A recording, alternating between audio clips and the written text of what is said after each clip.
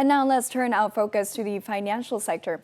A financial center, a free trade center, can only thrive when powered by capable people. In Da Nang, which aspire to become a gateway for global trade and finance, human resource development has already begun in university classrooms. This is a finance class for international business faculty students at the University of Economics, University of Da Nang. The curriculum is regularly updated and taught entirely in English.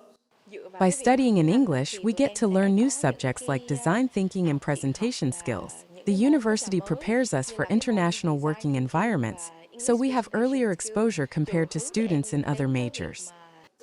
The establishment of international financial centers in Ho Chi Minh City and Da Nang opens up vast opportunities for students in commerce and finance.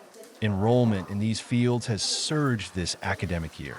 Universities are updating their finance and commerce programs to align with international standards.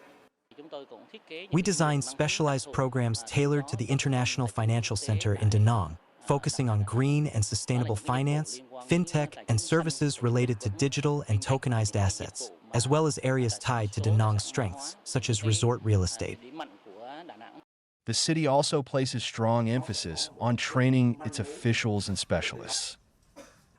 We have organized the first training program for nearly 200 city officials of the International Financial Center and the Free Trade Zone ecosystem in Da Nang, which yielded very positive results.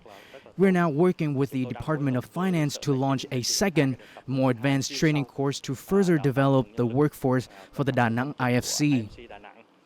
The city has also selected civil servants, public employees, and workers, including those with associate professor, doctorate, and judge titles, to be sent for training at international financial centers.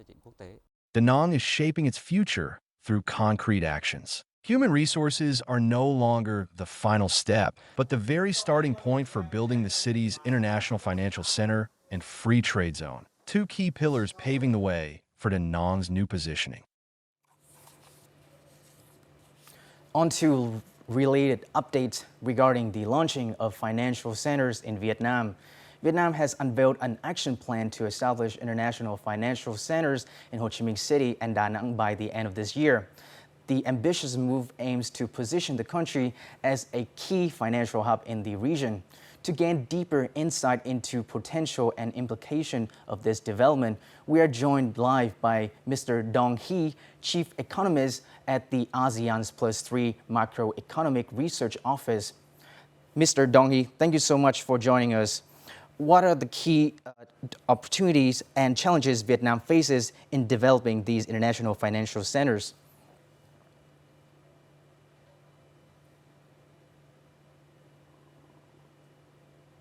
So the Vietnamese economy has been very successful developing its manufacturing sector, right? It's very much plugged in the regional and global supply chain for electronics and other manufactured goods.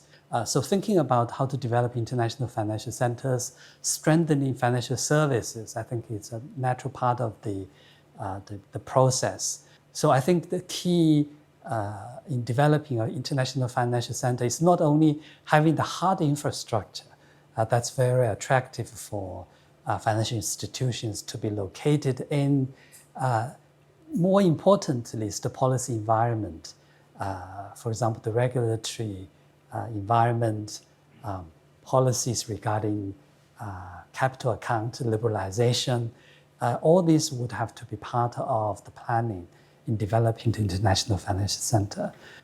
With the right expertise and the policies in place, I think Vietnam will see quite a bit of interest in the international investors in that idea.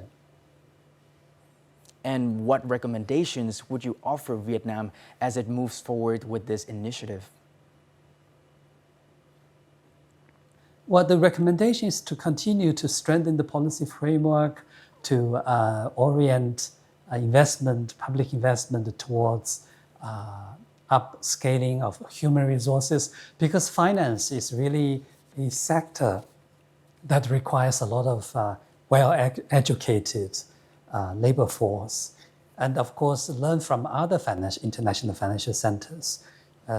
What are the key requirements, particularly in terms of the regulatory environment, how to think about the relationship between capital account liberalization, domestic financial stability, and the requirements for developing an international financial center. So I think articulating the relationship between capital account liberalization and developing an international financial center in Vietnam, that would be one of the key challenges in my mind. Thank you so much for your insightful sharing.